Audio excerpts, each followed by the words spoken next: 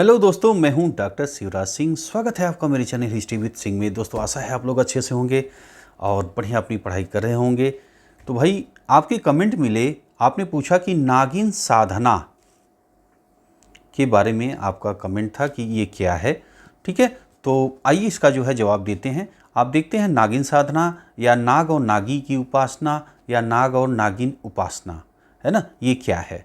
आइए इस वीडियो में आपको मैं बता देता हूँ। तो भाई जो है, अभी आप देखते हैं कि नाग पंचमी आपका जो है हम लोग मनाते हैं, ख़ास तौर से गाँव में ज़्यादा प्रचलन है। तो आप देखते हैं कि भाई उस दिन जो है नाग के लिए लोग चढ़ाते हैं, जैसे दूध लावा इत्यादि, है ना, तो पत्ते पे रख करके चढ़ाते हैं। आप देखते हैं आपकी तरफ कैसा होता है, किस तरह मनाते हैं। अगर जो है आपकी तरफ क्या क्या रखते हैं, ये ज़रूर कमेंट में, अगर होता है तो कैसे पूजा आप करते हैं नाग पंचमी के दिन, ज़रूर कमेंट में लिख के बताइएगा, है ना। तो भाई इस तरह हम लोग आज पूजा करते थे। अब इतिहास में क्या ऐसे ही होता था या बड़े पैमाने पे होता था, आइए उसे समझते हैं, है ना।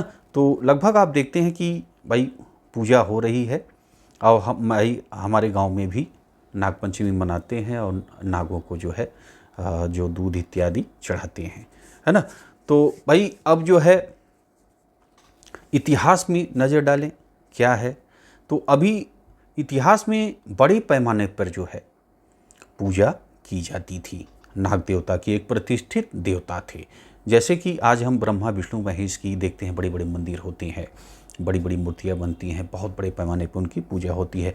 वैसे इतिहास में हमें जो साक्ष्य मिले हैं उसे देख कर लगता था कि जो नाग और नागिन की जो उपासना होती थी वो स्वतंत्र रूप में होती थी, है ना, बड़े पैमाने पर जो है होती थी और बड़ी बड़ी जो है मतलब मंदिरें बनती थी, मूर्ति बड़ी मिली है, तो उस हिसाब से पूजा होती थी, है ना। जैसे आज हम लोग देख रहे हैं, जैसे ब्रह्मा विष्णु महेश की पूजा हो रही है, वैसे ही उनके भी नाग नागिन की मंदिरें बनती थी।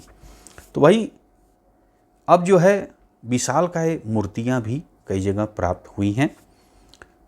और ये आप न समझिए कि भाई केवल गांव में ही होता था, जैसे इतिहास में जो प्रमाण मिला है। जैसे आप समझिए कि मथुरा में द्वितीय शताब्दी की एक नाग प्रतिमा पाई गई है जिसके 7 फण हैं।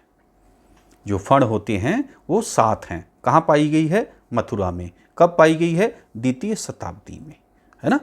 और भी ऐसे प्रमाण हमें मिले हैं, जैसे मथुरा के नज़दीक ईंट और मंदिर जो है, ईंट और पत्थर का बना हुआ एक मंदिर प्राप्त हुआ है, वहाँ वो जो है नाग मंदिर था, है ना। और राजगीर के निकट जो है नाग मंदिर प्राप्त हुआ है।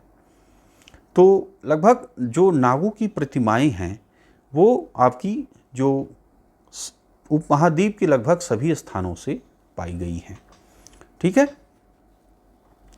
तो अब ये इतनी जगहों पे आपने देखा कि जो मंदिर आदि पाए गए हैं, तो इसका मतलब कि जो सांपों की पूजा थी वो